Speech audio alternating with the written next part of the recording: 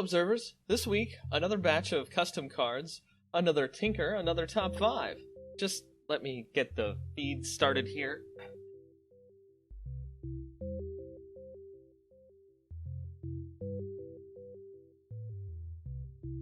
As always, remember to go to reddit.com/r/custommagic to see new and interesting custom cards, and upvote your favorites to make it onto this list every week.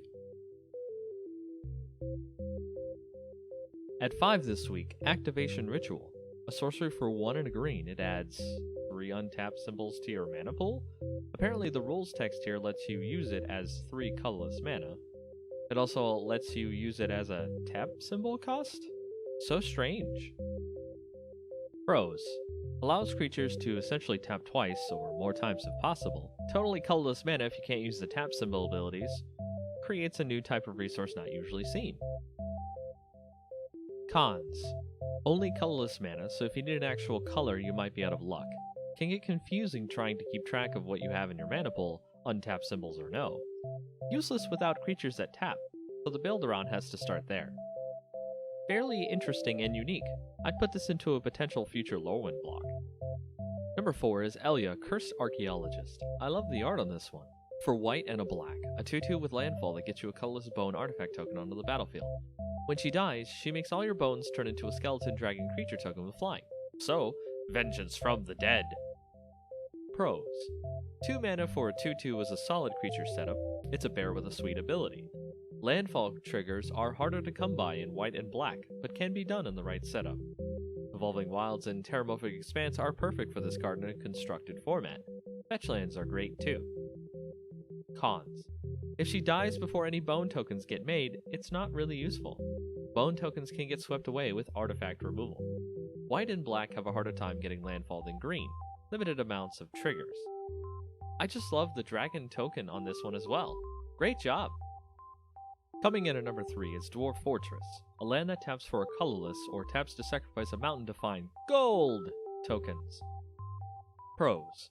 Excess lands? Turn them into gold tokens for more colorless mana. Taps for a colorless so it isn't useless by itself. Great flavor text.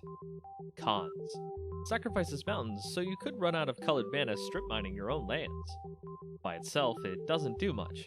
You'd want this on later stages of the game instead of early on, depending on your build. I'm sure there are tons of references here I'm not getting, but I'll leave that up to you, observer. Number 2 might be a tricky one, but let's see if you can figure it out. It's Apostatize. Enchant creature. You control enchanted creatures. All of them. Pros. Takes everything on the board that has been enchanted with any auras. Anything. It's all yours.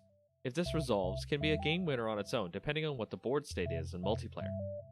Cons. Must be used in conjunction with other auras. If your opponents aren't playing auras, you're forced to use your own to eventually steal everything.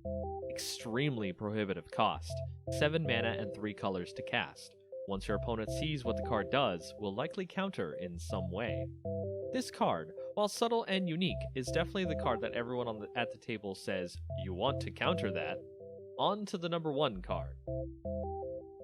Null Form is a 9 mana Eldrazi that is a 13... Wait, it has no toughness? What is going on? Oh, I see.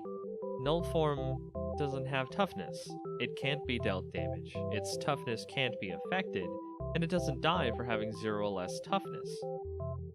Pros. It can't die. It has 13 power. It is Eldrazi. You will succumb to its power. Cons. There is no downside to Eldrazi. There is no downside to Eldrazi. There is no...